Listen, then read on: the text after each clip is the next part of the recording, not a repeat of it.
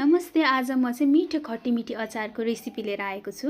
यसको लागि चाहिँ हामीलाई रेड चिल्ली पाउडर चाहिन्छ, ज्वानो, मेथी, मुङ्ग्रेलो, सोप, धनिया, जिरा अनि सुकेको रातो खुर्सानी। सुरुमा चाहिँ हामी आँपलाई राम्रोसँग छिल्छौँ, त्यसपछि यसलाई सानो सानो पिस पारेर काट्छौँ। त्यसपछि अघिको सबै मसलालाई हामी भुट्छौँ। त्यसपछि हामी मिक्सर लिएर यसलाई मसिनो धुलो बनाउँछौँ।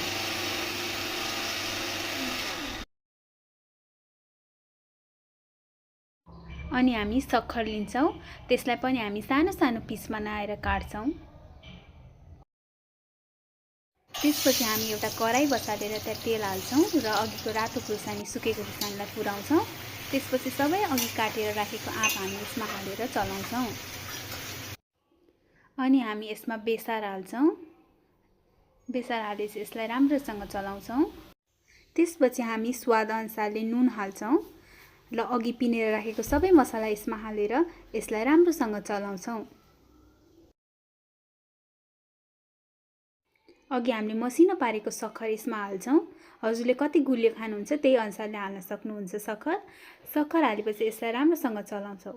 त्यसपछि हामी यसमा थोरै हिङ पनि हाल्छौँ।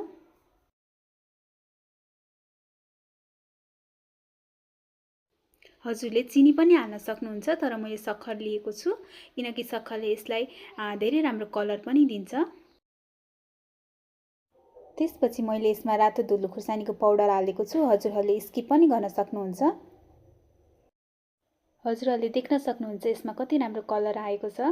त्यसपछि एकछिन त्यसलाई पकाएर यो खानको लागि रेडी हुन्छ। यसलाई हजुरहरूले डिब्बाहरूमा स्टोर गर्न सक्नुहुन्छ र कति दिनसम्म खाइरहन सक्नुहुन्छ।